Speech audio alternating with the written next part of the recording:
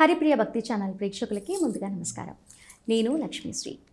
ఈరోజు దైవ సందేహాలు తెలుసుకోవటం కోసం ఈరోజు మనతో పాటు ఉన్నవారు శివరుద్ర సాధువు గారు. వారితో మాట్లాడి మరికొన్ని విషయాలు తెలుసుకుందాం. నమస్కారం గురుగారు. నమస్కారం తల్లి. గురుగారు, ప్రతి నదిలో కూడా పుష్కరాలు అనేవి వస్తూ ఉంటాయి. అసలు కుంభమేళ అంటే ఏమిటి? ఇది ఎక్కడ జరుగుతుంది?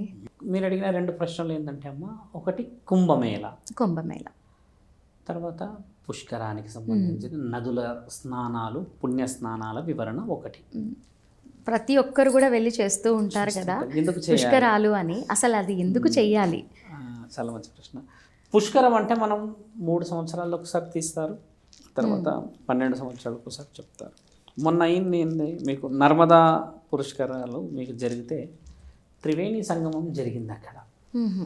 ప్రతి పుష్కరాల్లో అమ్మ 12 సంవత్సరాలు అంటే గోదావరి, తర్వాత మనం ఇప్పుడు మొన్న జరిగింది గంగా పుష్కరాలు బాగా జరిగాయి. ఒక పుష్కరం అనేది జరిగిన తర్వాత గంగాకి సంబంధించిన స్నానాలు ఎందుకు చేయాలి చూడండి. మన దగ్గర అమ్మ 3 నదులను ఎక్కువ చెప్తాం, గంగా, జమున, సరస్వతి. మీకు చాలామంది తెలుసుకోవాల్సిన విషయం ఏంటంటే సరస్వతి మాత నది మన భూమండలంలో లేదు ఇప్పటివరకు. అమ్మది నది కనుమరుగైపోయి సంవత్సరాలు గడిచిపోయాయి, కానీ అమ్మ పేరు మాత్రం వస్తూనే ఉంది. సరస్వతి నది వస్తుంది. జమున అనే నది కూడా మన ఈ యొక్క భూమండలంలో పుట్టిన నది కాదు, స్వర్గం నుంచి తీసుకొని వచ్చిన దేవతా స్వరూపిణి యొక్క సరస్సు, ఆ యొక్క చెరువు, ఆ యొక్క నది, ఓషన్స్ అనేది జమున.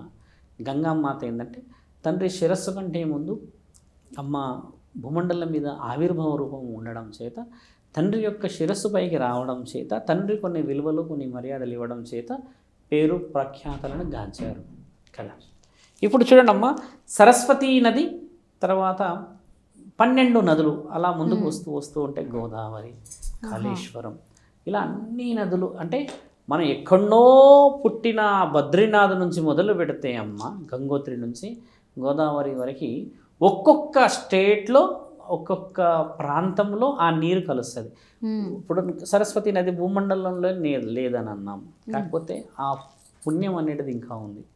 జమునా నది ఉంది, గంగా నది, అవన్నీ పారుతూ పుణ్యమైన ఆ తరుణం అంత సముద్రం అంతా ఇది అక్కడికి వచ్చి ఈ వాటర్ ఆ వాటర్ కలవడం వల్ల పుణ్యస్నానాలకి దారి. ఎందుకు పుణ్యస్నానాలు చేయాలి స్వామి? రోజు చేసే స్నానాలేగా. గంగామాత అంటే కాశీకి పోయిన వాళ్ళు కూడా 1 లీటర్ బాటిల్ తెచ్చుకుంటే అందరూ నెత్తి మీద వేసుకుంటే పుణ్యం వస్తుంది. ఎందుకంటే అమ్మ స్వయాన ఆవిడ వచ్చి నదీ తీరంలో కలుస్తుంది ఇక్కడ. అంటే ఆ సమయంలో ఆ తిథులు నక్షత్రాలకి మీరంటున్న ఆ ప్రశ్నలకు జవాబు ఎందుకు వస్తుంది? అఘోరాలే ఎందుకు మొదట స్నానం చెయ్యాలి? ఈ నదులకి, కుంభమేళాలకి సంబంధించిన ప్రశ్న. ఇప్పుడు చూడమ్మా, అఘోరాలు అని అంటే దైవ కార్యక్రమాలకి ముందు చాలా చాలా చాలా చాలా జాగ్రత్తలని మనకి ఇచ్చిన వాళ్ళు పూర్వం నుంచి మాట్లాడుతారు. ఈ నదులన్నీ మన దగ్గరికి రావడం చేత అన్ని నదులు కలిపిన నీరు మళ్ళీ ఆ యొక్క చేరువలోకి రావడానికి మళ్ళీ అన్ని సంవత్సరాలు పడుతుందని ఆ పుణ్యాన్ని 3 రోజులు 4 రోజులు, ఎందుకంటే అది మళ్ళీ ప్రవహించిపోతుంది కదా, ఆ తరుణాన్ని మనం స్వీకరించి పుణ్యానికి వెళ్తాం. ఇదే సమయంలో అఘోరాలు ఒక మేళ, కుంభమేళ. తర్వాత చూడండి, మహాకుంభమేళ, కుంభమేళ, తర్వాత మగు కుంభమేళ ఉంది, ఇంట్లో అర్ధ కుంభమేళ ఉంది. మీరు అన్నది కుంభమేళ. మహాకుంభమేళ అనేది మొదట వచ్చింది. మహాకుంభమేళ అంటే 146 సంవత్సరాలకి ఒకసారి వచ్చేది. ఒక గురువులకి గురువులు, గురువులకి గురువులు, శిష్యులకి శిష్యులు, శిష్యులకి శిష్యులు, పర్వంతం మొత్తం అంటే ఒక మనవళ్ళు మనవరాళ్ళ వరకు అయ్యే తరుణాన్ని మహాకుంభమేళ అంటారు. తర్వాత ఆ కుంభమేళ వచ్చేసి 12 సంవత్సరాలకి వస్తుంది. మహాకుంభమేళకి మరియు కుంభమేళకి వ్యత్యాసాన్ని చూసుకోవాల్సిన అవసరం చాలా చాలా చాలా తక్కువ మందికి తెలుసు. గురువులకి కూడా ఈ విషయం తెలియదు. ఒక కుంభమేళకి, మహాకుంభమేళకి ఎవరు హాజరవుతారు? కుంభమేళ అన్నప్పుడు మహాకుంభమేళ ఎందుకు రావాలి పేరు? కుంభమేళ అంటే కుంభమేళేగా. మహాకుంభమేళలో నోటిలో పళ్ళు లేని వాళ్ళు, ఒంట్లో బలం లేని వాళ్ళు, గురువులు కూడా ఇంకా బ్రతికే ఉంటారుగా. హిమాలయాల్లో, ఆ బద్రీనాథ్లో, ఆ కేదార్నాథ్లో, అలాంటి ఎక్కడి నుంచి వాళ్ళు దిగి వస్తారు మహాకుంభమేళలో. మహాకుంభమేళ ఎందుకు రావాలి? నక్షత్రాలని, తిథులని మరియు అహర్నిశలు ఈ భూమండలాన్ని పాలిస్తున్న నా తండ్రి పరమాత్ముడిని ఒక వివరణలో గెలిచి మేము ఈ సమయానికి కలుసుకొని మా యొక్క వంశ అభివృద్ధి. అఘోరాలలో శిష్యులు కూడా అఘోరాలు ఉంటారన్నమాట. అంటే ఉదాహరణకి నేను ఒక అఘోరాని 35,000 మందిని శిష్యులు చేస్తే వాళ్ళు ఒక్కొక్కరు ఎంతెంత మందిని చేస్తారో అనే లెక్క మహాకుంభమేళలో గురువు వచ్చి తీసుకుంటాడు. Is the head of the department అనొచ్చు. పెద్దవాడు వచ్చి ఎంతమంది ఏ రాష్ట్రంలో ఎక్కడ మన స్థితిగతులని, ధర్మాన్ని, గుడిలు, గోపురాలని కాపాడుతున్నారో చెబితే వాళ్ళు చెవులో చెప్తారు, స్వామి 45,000 మంది శిష్యుల్లో 10,000 మంది కాలం చేశారు, 30,000 మంది ఉన్నారు, వారు ఒక్కొక్కరుగా 10 మందిని శిష్యులని సిద్ధం చేస్తూ ఉన్నారు. అంత దైవ కార్యక్రమం మీరు ఇచ్చిన ఆ గురు విద్యనే పాటిస్తున్నామని వాళ్ళు గుంపులుగా ఉండి మాట్లాడుకుంటారు. అఘోరాలు గుంపులుగా ఉంటారు కుంభమేళలో అని వింటాం కదా. వాళ్ళు మాట్లాడుకున్నది ఒకరు ఎంతమంది క్షేమ సమాచారం తెలుసుకొని ఆ కుంభమేళ అయిన తర్వాత అందరూ ఎవరి రాష్ట్రాలకి వాళ్ళు, ఎవరి స్థితిగతులకు వాళ్ళు వెళ్ళగ మాయమవుతారు. ఇది వివరణ తల్లి మహాకుంభమేళ. కుంభమేళలో ఎవరు వస్తారు అని అంటే కింది స్థాయి, అంటే గురువుల కంటే కింద ఇంకా కొంచెం విలువ సంపాదించిన గురువులు వస్తారు. వాళ్ళందరూ కనుక్కొని వీళ్ళు మళ్ళీ ఆ గురువులకు విషయం చెప్తారు. తర్వాత 6 సంవత్సరాలకి జరిగేది అర్ధ కుంభమేళ. అంటే ఆ అర్ధ కుంభమేళలో ఎవరు వస్తారంటే స్టేట్ వైజ్ వస్తారు, ఒక్కొక్క రాష్ట్రం వాళ్ళు వస్తారు. మగు కుంభమేళ 3 సంవత్సరాలకు ఒక జరిగేది. అప్పుడు విత్ ఇన్ ది స్టేట్స్లో ఉండే డిస్కషన్స్, ఒకళ్ళు పెద్దవాళ్ళు కూడా వస్తారు. ఇంత ప్రఖ్యాతంగా రారు ఆ రోజు.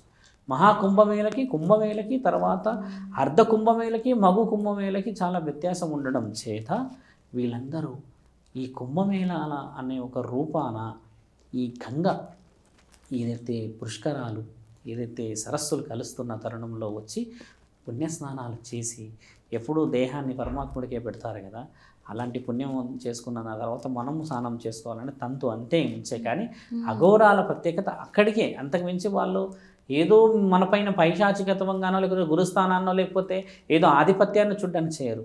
వాళ్ళు పుణ్యాన్ని తీసుకొని మనందరికీ పుణ్యాన్ని అందించడం ద్వారా ఆ కుంభమేళకి మీరన్న ఈ పుష్కరాలకి తేడా వచ్చిందమ్మా.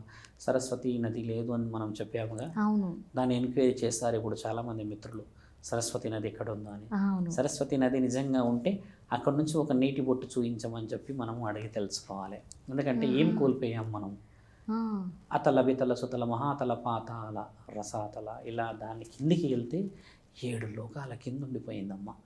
7 లోకాల పైన మనం ఉన్నాము. అలా పైకి మనం తీసుకుంటే గంగామాత, జమునామాత నెత్తిపై ఉండిపోయారు. చూసాంగా, తపోలోకం, స్వర్గలోకం, నాగలోకం, తర్వాత బ్రహ్మలోకం, విష్ణులోకం, మాయాలోకం, ఇలాంటి లోకాలలో నుంచి వచ్చినాయి జమున, తర్వాత గంగ. సరస్వతి మాత భూగర్భంలోకి వెళ్ళిపోయిందంటే అమ్మ అప్పట్లో వనరులకు కానీ నష్టాలు జరగక తప్పలేదు. కొన్ని స్వతహాగా మనము మూసుకొచ్చాము, అంటే ఏదైనా తప్పులు మనం కూడా చేసి ఉండవచ్చు.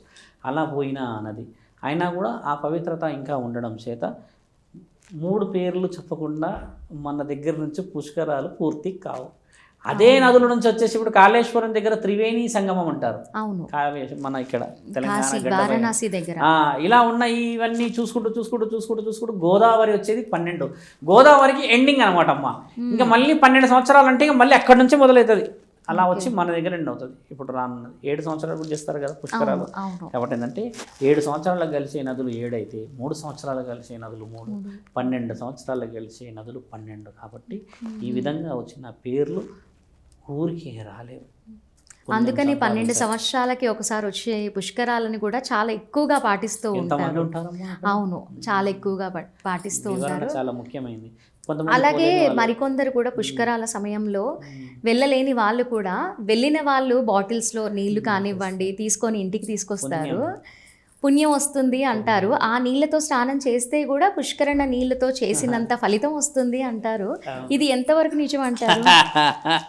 బ్రాహ్మణాధిపత్యాన్ని తీసుకున్నా, ఒక అఘోరాధిపత్యాన్ని తీసుకున్నా, సాగర సంగమాన్ని మించిన మమ అనుకుంటే చాలు నాయన నీకు నేను చదివిన విద్యలన్నీ వస్తాయన్నవాడు బ్రాహ్మణుడైతే, మమ అనేసి బ్రాహ్మణుడి చేతనే పూజలు చేయించుకున్నవాడు మానవుడు.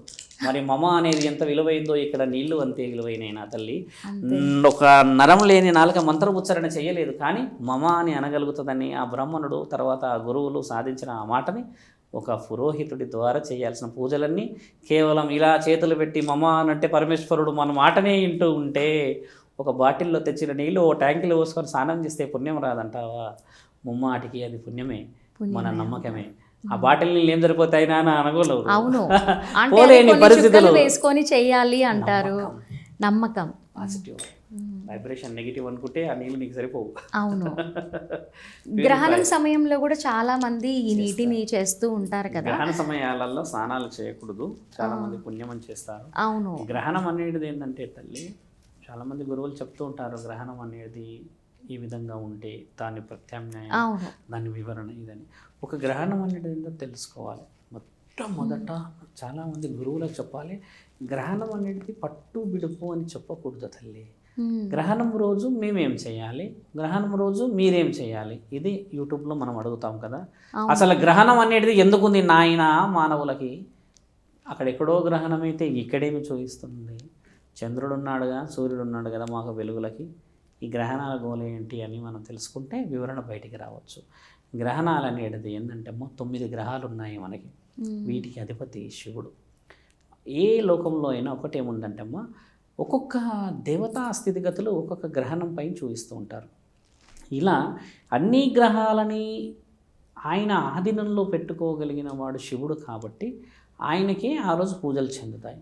గ్రహణం రోజు ఏం జరుగుతుందంటే అమ్మ, మీరు అన్నట్టుగా స్నానాలే కానీ, మీరు అంటున్నట్టుగా ఏదైనా మంగళ కార్యక్రమాలు గర్భవతులు చేయదని ఎందుకంటారంటే దాంట్లో ముఖ్య ఉద్దేశం ఒకటే, సూర్యుడి పైనుంచి చంద్రుడి పైనుంచి సూర్యుడు దాటే తరుణం అమావాస్య, పౌర్ణమి. పౌర్ణమి రోజు ఏంటంటే సూర్యుడు చంద్రుడు ఇలా వెళ్ళే తరుణం కదా. గ్రహణం రోజు ఏమవుతుందంటమ్మా, వేరే గ్రహాలు వచ్చి సూర్యగ్రహణం కానీ చంద్రగ్రహణాన్ని కానీ ఆపి పెడతాయి.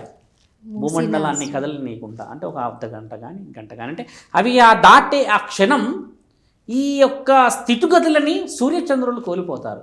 కోల్పోయినప్పుడు ఏమి జరుగుతుంది సాధువు గారు అని అంటే, దాంట్లో నుంచి అతి నీల లోహితమైన సూక్ష్మమైన ఒక ఎట్లా అంటే అది వెరీ వెరీ లెస్, అంటే మానవ శరీరం మీద పడితే కూడా మనకు పెద్ద పెద్దగా బొబ్బర్లు వచ్చే అవకాశం ఉండే అతి నీలలోహిత కిరణాలని రిలీజ్ చేస్తాయి అవి. ఎందుకంటే ఇవన్నీ ఇక్కడ స్వీకరిస్తాయి పొల్యూషన్, హెవీ మెటల్స్ ఏమైనా పైకి పోతాయి కదా, వాళ్ళ మీద నుంచి దాటేటప్పుడు వీళ్ళు దాన్ని జటిస్తారు. అంటే ఒక విధంగా గ్రహణం రోజు ఏం జరుగుతుందంటే అమ్మ, సూర్యుడు చంద్రుడు స్నానం చేస్తారు, అక్కడ పట్టినదంతా దులుపుతారుగా, అది మన మీద పడగొడితే జరిగేది ప్రమాదంకరం అనే ఆలోచన పెద్దవాళ్ళు చెప్పారు. అంతేకాని పాలు తాగితేనో లేకపోతే ఇంకేదో తాగితేనో అన్నట్టు వివరణ జాగ్రత్తలు ఇచ్చారు.